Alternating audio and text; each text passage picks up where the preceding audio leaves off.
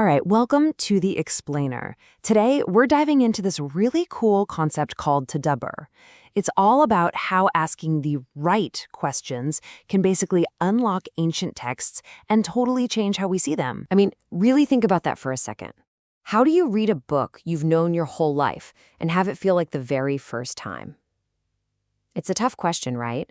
It doesn't matter if we're talking about a book you love, a scientific principle you learned years ago, or in this case, a sacred text. How do you keep it fresh? Well, what we're going to look at today is one person's attempt to do just that. It's really the story of a powerful new way of thinking, a method for finding your own meaning in words that were written centuries ago. Okay, so this whole method started because of a specific problem, something the author calls the memorization dilemma. You know, the author, Yad Kunibi, he doesn't come at this from some dry academic angle. For him, it's deeply personal. He sees these words as, well, as a lifeline, a rope from the heavens, a light in the dark. And that passion, that's really the engine behind this whole project. So here's where he really lays out the core idea. He draws this line between two concepts. On one side, you've got hifz. That's the tradition of memorization. It's super important for sure, but it's about preserving the words, knowing what the text says. But on the other side, there's Tadabbur, which is all about deep reflection. It's not passive, it's an active journey. It's about asking, okay, what does this mean for my life today? And this idea wasn't just theoretical. Nope. It actually led to a pretty fascinating experiment in the real world. See, according to the source, the author felt like something was missing. He looked around and saw all these competitions focused on recitation, on just repeating the words. So he decided to flip the script.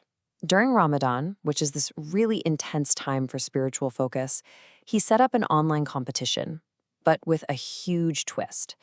It wasn't about who could recite the best. It was about who could reflect the deepest. So this whole thing kicks off back in 2018. He launches the first competition and boom, it's a massive success. People from all over the world are saying they've never felt this connected to the text before. It was so popular, they did a second season the next year. And eventually, all these amazing, thought-provoking questions from the competitions were gathered up, polished, and turned into the very book we're digging into today. All right, so what was the secret sauce here? What made this whole thing work so well?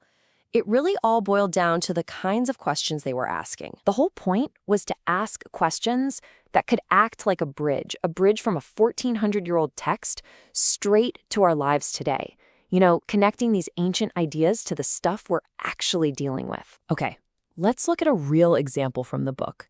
Imagine this scenario. A woman's trying to do a good thing, right? She asks her well-off friends to donate clothes. But what do they give? Their old, dirty stuff, things they would never, ever wear themselves. So the question posed to the competitors was, okay, what does this ancient text have to say about that very specific, very modern-feeling problem? And that question leads you right to this incredibly powerful verse.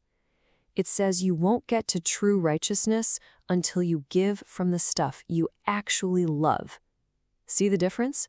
That's not just getting rid of your junk. That's a real, meaningful sacrifice. It totally reframes the whole idea. Let's try another one. This one's a little more internal, more of a psychological thing. It's about that feeling, you know, when the obligations of your faith just feel heavy. And the question connects that feeling to how certain you feel in your beliefs.